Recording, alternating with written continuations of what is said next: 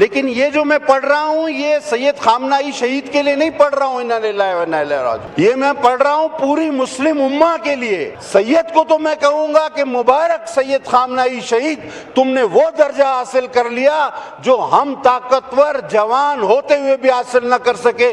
तुमने 86 साल की उम्र में वो दर्जा, वो रुतबा पाया कि तुम्हें हुजूर सल्लल्लाहु अलैहि वसल्लम अपनी बाहों में लेंगे और मौला अली तुम्हारी जुर्रत पे झूम रहे होंगे। आज वो FIR कटवा रहा होगा हुजूर सल्लल्लाहु अलैहि वसल्लम के पास, अल्लाह ताला के हुजूर, और सारे शोहदा उसके साथ खड़े हुए होंगे। और आज वो शिकायत जब दर्ज करा रहा होगा, हम सब का नाम भी उसमें होगा। मैं वजीर आजम साहब को कहूंगा कि इस FIR में आपका भी नाम होगा कि आप भी पाकिस्तान के सरबराह थे। आपने क्या ऐसा कदम उठाया कि उम्मत मुसलमान इस जुल्म से महफूज रहे। बखुदा ये हर एक को पता है, चाहे वो कितना भी जिम्मेदार है या गैर जिम्मेदार, कि आपकी बारी है। आप उसका इकरार नहीं कर रहे हो, लेकिन जानते जरूर हो कि आपकी बारी है। ये ट्रीटीज, ये चमचागिरियां, ये आपको नहीं बचा सकेगी। अल्लाह इस मुल्क अजीम की हिफाजत फरमाए। हमारा बच्चा बच्चा इस पे कुर्बान होगा। अब बस मैं क्या बोलूं ज़ियाउल हक का, कि उसने सिर्फ और सिर्फ बुग़्ज़ पीपल्स पार्टी में लिसानी तौर पर इस कौम में जड़ाबंदी करा दी। अल्लाह एक, रसूल एक, कुरान एक, तो दूसरा काफिर कैसे हो गया? जब किसी की हिफाजत के लिए कुछ करोगे तो कोई तुम्हारे साथ आकर खड़ा होगा। मुझे ईरान की, गजा की, कश्मीर की, खुदा की कसम ये तबाही नहीं देखी जा सकती। 99 नामों की कसम, हम सारे मारे जाएंगे। ये जिंदगी तो आर्जी है, आग आपकी तरफ आ रही है। ईरान कितनी, आप हामिद मीर साहब का कालम उठा के देख लें कि इजराइल से पाकिस्तान तक रास्ते में जो जो मुमालिक पड़ रहे हैं, वो सबको किसी न किसी तरह फतेह करते आए। वहां या तो इंतशार फैलाया, अपनी पपेट गवर्नमेंट बिठाई, या उस पर बमबारी करके सीरिया की तरह उसको नेस्त कर दिया। और ये रास्ता बनता चला आ रहा है। और पाकिस्तान और इस्राइल के दरमियान एक मुल्क रह गया था, अगर आप जहाज का सफर करें तो वो था ईरान। और उसके बाद इराक तक तो वो हैं, इराक तक तो उनके अड्डे भी हैं, बाकी रह गया ईरान। और अब आपकी अगली बारी है। आप माने न माने, ये रिकॉर्ड पर आपको मैं कह रहा हूं कि अल्लामा और मौलानाओं को क्या हो गया है, वो कहां गुम हो गए हैं, वो क्यों नहीं बोलते कि ये जुल्म हुआ, एक अजीम मुसलमान मारा गया। क्यों? क्योंकि ऐसा लगता है कि ये बोलते हुए उनकी दुकानदारी को खतरा है। जी शुक्रिया। पटेल साहब बात कीजिए। सर बहुत शुक्रिया सर। सर ये जो कल प्रेसिडेंट साहब की स्पीच में भी जिसको रिफ्लेक्ट किया गया, ये जो वाकया हुआ और जो मुसलसल जारी है, सबसे पहले तो सर हमें ये देखना होगा कि हमारे अपने हालात कहां तक हमें ले जाते हैं, हमारी ज्यादा से ज्यादा सकत क्या है, और हमने अपने आप को अपने ही अमाल से कहां लाकर खड़ा किया है। सर हम रोजाना अपने बहादुर अफवाज के शहीदों, नौजवानों, उनके घर वालों, उनके बच्चों की तस्वीर सोशल मीडिया से लेकर इलेक्ट्रॉनिक मीडिया पर जब देखते हैं, और हमारे आज के लिए अपना कल कुर्बान वालों की जब शहादतों की पै दर पे खबरें, दहशतगर्दी का शिकार होने वालों की, शहीद होने वालों की पै दर पे खबरें देखते हैं, तो खुदा जानता है दिल फटने को आता है। अल्लाह ताला सबसे पहले तो हमारे मुहाफिजीन को, पाक फौज को, इन मुनाफिकों और जितनी भी मोदी की या किसी और की साजिशें हैं, उससे अल्लाह ताला इस वतन अजीम को महफूज फरमाए। और सबसे बढ़कर पाकिस्तान अफवाज को इस डीमन का, ईवल का मुकाबला करने और फतह करने की तौफीक अता फरमाए। सर, इसी दौरान एक बहुत बड़ा वाकया होता है। इस सदी का मुस्लिम उम्मा का सबसे बड़ा लीडर, मैं बगैर किसी एक लम्हा सोचे बगैर कहूंगा कि मुसलमान उम्मा का सबसे बड़ा लीडर किरदार के लिए, क्योंकि लीडर किरदार के लिहाज से बनते हैं। लीडर को उसने अपने आप को कभी लीडर नहीं कहा। लीडर को कहने, जताने, बोलने की जरूरत नहीं होती। उसका किरदार उसको लीडर बनाता है। मुस्लिम उम्मा का सबसे बाकिरदार इंसान अपने बीवी, बच्चों, नवासियों, नवासों समेत शहीद कर दिया गया। अब एक तरफ तो मैं कहूंगा सर कि अक्सर लोग ऐसे मौकों पर कहते हैं, और हम कहते हैं कि रज़न बेजाई वो तस्लीमन लिलअमरी वो कालू इन्ना लिल्लाहि व इन्ना इलैहि राजिऊन। लेकिन ये जो मैं पढ़ रहा हूं, ये सैयद खामनाई शहीद के लिए नहीं पढ़ रहा हूं इन्ना लिल्लाहि व इन्ना इलैहि राजिऊन। ये मैं पढ़ रहा हूं पूरी मुस्लिम उम्मा के लिए। सैयद को तो मैं कहूंगा कि मुबारक सैयद खामनाई शहीद, तुमने वो दर्जा हासिल कर लिया जो हम ताकतवर जवान होते हुए भी हासिल न कर सके। तुमने 86 साल की उम्र में वो दर्जा, वो रुतबा पाया कि तुम्हें हुजूर सल्लल्लाहु अलैहि वसल्लम अपनी बाहों में लेंगे और मौला अली तुम्हारी जुर्रत पे झूम रहे होंगे। ये इन्ना लिल्लाहि व इन्ना इलैहि राजिऊन हम अपने लिए पढ़ रहे हैं, क्योंकि कुछ नहीं रहा। हम धरती पे बोझ हैं, हम अनाज पे बोझ हैं, हम खाते पीते चलते हुए थैले हैं, थैले, इंसान नहीं। मैंने पहले भी कहा था सर कि जब गजा के लिए जो फुटेजेस आती हैं, अल्लाह गवाह देखी नहीं जाती, हम चैनल चेंज कर देता हूं, लेकिन एक ख्याल हमेशा दिल में रहता है कि गुनाहगार तो वैसे भी हैं, बख्शिश अल्लाह जाने वो गफूर रहीम में होती है या नहीं, उसकी रहमत का पूरा आसरा है। कोई ना कोई शायद उज़र काम आ जाए, शफाअत मोहम्मद सल्लल्लाहु अलैहि वसल्लम काम आ जाए, लेकिन इसका जवाब क्या देंगे? ये जो हमारे सामने मासूम बच्चों से लेकर बूढ़े जवान, अब तो लाखों की तादाद में टुकड़े किए जा रहे हैं बम ब्लास्ट करके, इसका जवाब हम सारे मुसलमान रोज़े क़यामत क्या देंगे? ये एक बात सोचनी पड़ेगी, आपको तय करनी पड़ेगी। बकौल अशफाक अहमद के कि हम इस दुनिया में इसलिए मार खा रहे हैं कि हम मुसलमान हैं, और हम उस जहान में इसलिए मार खाएंगे कि हमने इस्लाम का नाम इस्तेमाल किया, हमने अपने आप को मुसलमान कहा। मुसलमान ऐसे होते हैं। हम दोनों जहानों में मार खाएंगे।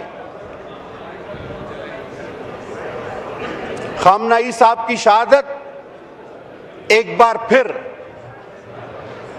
उस करबला की याद दिलाती है कि जहां तन्हा मौला हुसैन अपने खानदान समेत जहां में शहादत नोश कर गए, लेकिन बैते यजीद नहीं की।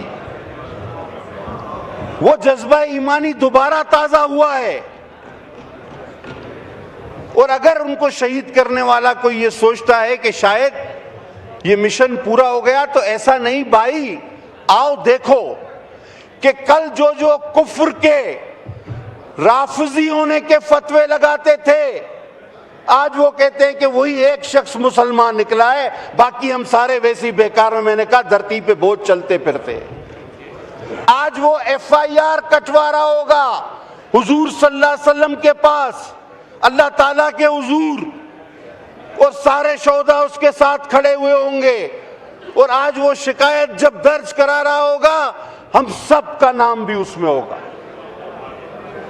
हम सबका उसमें नाम होगा।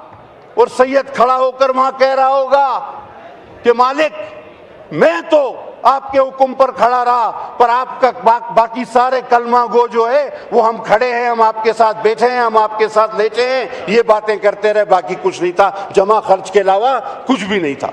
हम नहीं कहते कि आप कोई फौज कशी कर दो, हम नहीं कहते खुदा ना खास्ता किसी को कोई बम मार दो, कुछ तो करो।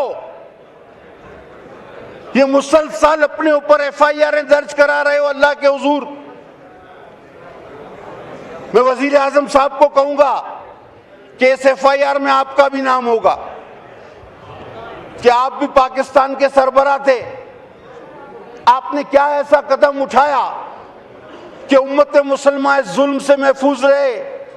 एक इतनी बड़ी शख्सियत ज़ौद व तकवा के हिसाब से, माल और ज़र के हिसाब से नहीं। आपने कई वीडियोस देखी होंगी, मुझे बोलने की जरूरत नहीं सोशल मीडिया पर, कि वो इमाम जो इबा पहने हुए था उसके नीचे जो कुर्ता था वो भी तार तार था, उसके भी धागे और रेशे बाहर आ रहे थे, उसके चप्पल और जूतों की हालत भी आपने देख ली कि वो शायद हम में से कोई भी दोबारा ऐसे बोसीदा जूते और कपड़े न पहने। लेकिन वो इमाम वो हक पे खड़ा रहा। उसे कहा गया कि जनाब आप बंकर में चले, आपको महफूज करते हैं। तो उसने कहा पहले 9 करोड़ अवाम को ले जाओ। उन्होंने कहा सर जगह नहीं। तो उसने कहा मैं इनसे मुख्तलिफ भी नहीं, और मुझे तो वैसे शौक शहादत है। और 86 साल की उम्र में देखिए अल्लाह किस तरह नवाजता है सर, किस तरह नवाजता है अल्लाह कि 86 साल की उम्र में उसको वो दर्जा मिलता है कि शायद रहती दुनिया तक बहुत कम लोगों को मिले, सिवाय हमारे अहले बैत, शहादत पाने वाले नौजवान, फौजी नौजवान और दूसरे जो शहादत पाते हैं उनका दर्जा ही अलग है सर। ये FIR जो खामनाई साहब कटवा रहे होंगे उसमें हम सबका नाम तो होगा, सारे मुसलमानों का नाम होगा। और दुश्मन कोई इतना ताकतवर नहीं होता सर, कभी किसी को जब तक अंदर वाला मुखबर न निकले, अंदर वाला बिक न जाए, मीर जाफर मीर सादिक आपके साथ ना हो, कोई दुश्मन इतना बड़ा हमला नहीं कर सकता। और हम मुसलमानों ने शायद वही किरदार अदा किया। हमने क्या किया, हमने आज तक उनके लिए क्या किया, उनके लिए कौन सी ऐसी आवाज उठाई जिसमें असर मौजूद हो। जनाब अली और भी FIRs है हम पे। गजा वाले भी अपनी शिकायत अल्लाह ताला के यहाँ दर्ज कराएंगे तो उसमें भी आपका नाम होगा। और कश्मीर वाली तो आप पर ही बनती है और किसी का नाम ही नहीं होगा। कश्मीर वाली तो सिर्फ हम पर बनती है, शायद और उसमें किसी का नाम नहीं होगा। तने तना हमारा नाम होगा कि हमने कश्मीर को गंवाया और हमारी माएँ बेटियां, जो नौजवान बूढ़े बच्चे बूढ़े किस जुल्म बर्बरियत का शिकार हो रहे थे वो हम देखते रहे और हमने कहा हम साथ खड़े हैं। ये सर साथ खड़े रहने का मकसद क्या है? अभी मैं सोशल मीडिया पे एक मीम देख रहा था, उसमें एक बूढ़ा शख्स कह रहा है कि पाकिस्तान ने पहले ईरान को फोन किया और कहा हम आपके साथ खड़े हैं, और फिर पाकिस्तान ने सऊदी अरब को फोन किया और कहा कि हम आपके साथ खड़े हैं। तो ईरान और सऊदी अरब ने एक दूसरे को फोन किया और पाकिस्तान को कहा कि भाई आप बैठ जाओ, आप बैठ जाओ। सर सिफारती लिहाज, सिफारती सतह पे तो कोई ऐसी कोशिश की जाए कि इस कत्ले आम को रोका जा सके जो मुसलमानों के पे दर पे है। और हम सब जानते हैं, बखुदा ये हर एक को पता है, चाहे वो कितना भी जिम्मेदार है या गैर जिम्मेदार, कि आपकी बारी है। आप उसका इकरार नहीं कर रहे हो, लेकिन जानते जरूर हो कि आपकी बारी है। ये ट्रीटीज, ये चमचागिरियां, ये आपको नहीं बचा सकेगी। आप मुझे बताएं कि इराक के पास कौन सा केमिकल वेपन बरामद हुआ था जो इराक को तबाह करके अपने पपेट्स बिठाए गए? आप मुझे बताएं वो निकारागुआ का सदर किस जुर्म में था? सिर्फ उसने कुछ दिन पहले इसराइल और अमेरिका पर खुली तनकीद की थी तो उसको घर से अगवा कर लिया गया। वेनेजुएला का, सॉरी, शुक्रिया अदा करता हूं मेरी तस्हीह की, वेनेजुएला का सदर घर से अगवा किया गया और उस पर कहा गया कि ये ड्रग ट्रैफिकर है। सिर्फ कुछ दिन पहले की उसकी वीडियो है, मेरी बहन ने शेयर की थी, तो उसने सिर्फ इसराइल और अमेरिका के खिलाफ बयान दिया था। अब ईरान पर चढ़ दौड़े कि जनाब इसके पास एटमी मवाद है। हम देखते हैं कि कौन सा एटमी मवाद उससे बरामद होता है या होगा या हुआ है। 2003 में सैयद खुद फतवा दे चुके हैं और सैयद जैसा शख्स अपने फतवे से यू टर्न नहीं लेता, उसकी कही हुई हर बात पत्थर पे लकीर होती है। उसने 2003 में यह फतवा दिया था कि एटम बम बनाना हराम है क्योंकि इससे आम लोग मरते हैं और आम लोगों का कत्ल इस्लाम में हराम करार दिया गया है। और आप कौन सी गारंटी देते हैं हमें कि ये आप पर, इसके बाद आप पर न चढ़ दौड़े? जरूरी नहीं। अल्लाह इस मुल्क के अजीम की हिफाजत फरमाए, हमारा बच्चा बच्चा इस पे कुर्बान होगा। लेकिन अगर हम सिर्फ और सिर्फ एटम बम की तरफ देख रहे हैं तो आपने देखा माजी में कि एटम बम होते हुए भी आपको IMF, FATF, पाबंदियां, सैंक्शंस, इन सारों का सामना करना पड़ा। और क्या इस कौम में जो हर एक दूसरे को लिसानी तौर पर नहीं मानती, खुदा अब बस मैं क्या बोलूं ज़ियाउल हक का, कि उसने सिर्फ और सिर्फ बुग़्ज़ पीपल्स पार्टी में लिसानी तौर पर इस कौम में दड़ाबंदी करा दी। फिरकावारियत, एक दूसरे को काफिर कहो। अल्लाह एक, रसूल एक, कुरान एक, तो दूसरा काफिर कैसे हो गया? आज क्या इन पाबंदियों, अगर खुदा न खास्ता आप पर दबाव डाला गया तो ये क्या दस्तो गरेबा नहीं होंगे? या क्या ये सुन्नी शिया सुन्नी बन के नहीं लड़ेंगे? या कि ये मुआजर सिंधी बन के, पठान पंजाबी बढ़ के, बलोच पठान बढ़ के नहीं लड़ेंगे? सर, हालात को समझना होगा। मैं फिर कह रहा हूं कि सबको पता है कि आपकी बारी है, आप पहलू तय कर रहे हैं, इससे काम नहीं चलेगा। आपको बोल्ड स्टेप्स लेने होंगे। दोबारा कह रहा हूं कि हम नहीं कहते कि किसी जंग में कूद जाओ, एटम बम मार दो, नहीं, लेकिन कम से कम अपनी हिफाजत के इंतजाम करो। और जब किसी की हिफाजत के लिए कुछ करोगे तो कोई तुम्हारे साथ आकर खड़ा होगा। मुझे ईरान की, गजा की, कश्मीर की, खुदा की कसम ये तबाही नहीं देखी जा सकती। 99 नामों की कसम, हम सारे मारे जाएंगे। ये जिंदगी तो आर्जी है, ये आर्जी जिंदगी। आप दूसरे जहां में क्या जवाब देंगे सर, जब उम्मत मोहम्मदी रसूल अपनी उम्मत पे गवाह होंगे और उनके मानने वाले ये आप पर कहेंगे कि मौला हमने आपका साथ दिया था लेकिन ये सारे बागी निकले। कलमा आपका पढ़ते थे लेकिन मुनाफिक निकले। और लोग पूछते हैं, मैंने ट्वीट भी किया, आज भी लोग पूछते हैं कि जी इतने मुसलमान थे तो करबला कैसे हो गई? मौला हुसैन अलैहिस्सलाम शहीद कैसे कर दिए गए खानदान के साथ? तो आपने देखा कि 2 अरब मुसलमान हैं हम, और वो सैयद, वो मेरा इमाम, वो अकेला तने तना अपने खानदान के साथ मारा जाता है। हम सब तमाशाई बने हुए हैं। ज्यादा से ज्यादा क्या है कि हम साथ खड़े हैं। ये कौन सा तरीका है हम साथ खड़े हैं? कोई अमली कदम, कोई सिफारती कोशिश, कोई दौरा, कोई किसी को समझाना, कोई किसी को, इस तरह आग आपकी तरफ आ रही है। ईरान कितनी, आप हामिद मीर साहब का कालम उठा के देख लें कि इजराइल से पाकिस्तान तक रास्ते में जो जो मुल्क पड़ रहे हैं वो सबको किसी न किसी तरह फतेह करते आए। वहां या तो इंतशार फैलाया, अपनी पपेट गवर्नमेंट बिठाई, या उस पर बमबारी करके सीरिया की तरह उसको नेस्त कर दिया। और ये रास्ता बनता चला आ रहा है। और पाकिस्तान और इस्राइल के दरमियान एक मुल्क रह गया था, अगर आप जहाज का सफर करें तो वो था ईरान। और उसके बाद इराक तक तो वो हैं, इराक तक तो उनके अड्डे भी हैं, बाकी रह गया ईरान। और अब आपकी अगली बारी है, आप माने न माने, ये रिकॉर्ड पर आपको मैं कह रहा हूं, हर लिहाज से आपकी बारी है। जनाब आला, कौमें इस तरह जिंदा नहीं रहती। हम या तो ऐलान कर दे, अब हम कॉन्स्टिट्यूशन में भी लिखते हैं इस्लामी रिपब्लिक ऑफ पाकिस्तान। सर फिर इस्लामी क्या है यहाँ पे? ये फतवे के ये काफिर है, ये राफजी है, ये इस्लाम रह गया है? या ये लंबी लंबी तकारीर मौलानाओं की, अल्लामाओं की?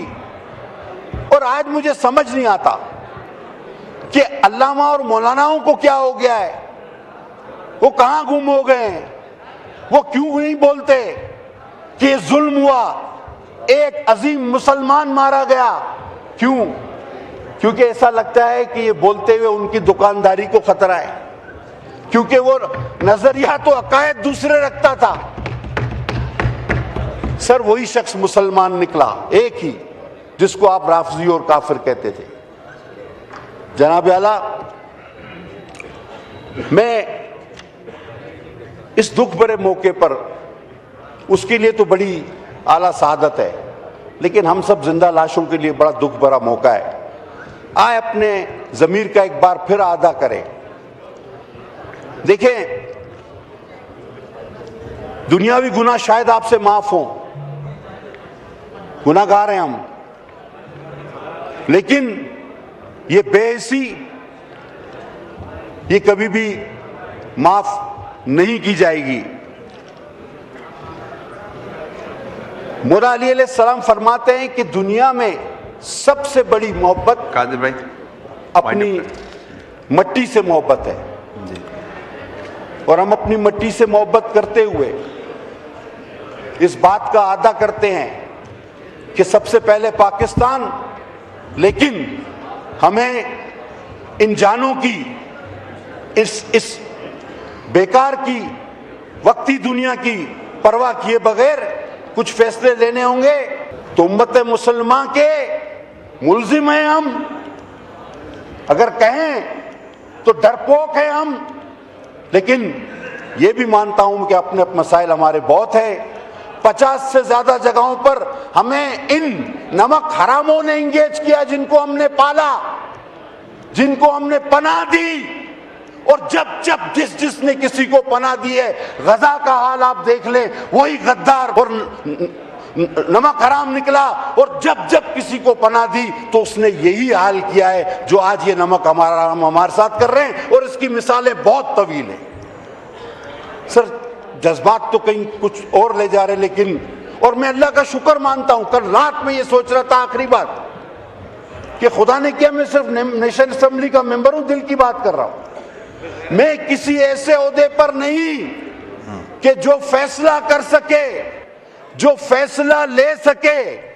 अल्लाह का शुक्र है मैं किसी ऐसे ओहदे पर नहीं, क्योंकि वरना तो हिसाब इंतहाई खराब होना था। क्योंकि हम कम से कम ये तो कह सकते हैं कि फैसला आप लें, हम आपके साथ खड़े हैं, हम फैसला लेने की पोजीशन में नहीं। बहुत शुक्रिया सर, बड़ी मेहरबानी, इंशाल्लाह फिर बात होगी। शुक्रिया शुक्रिया।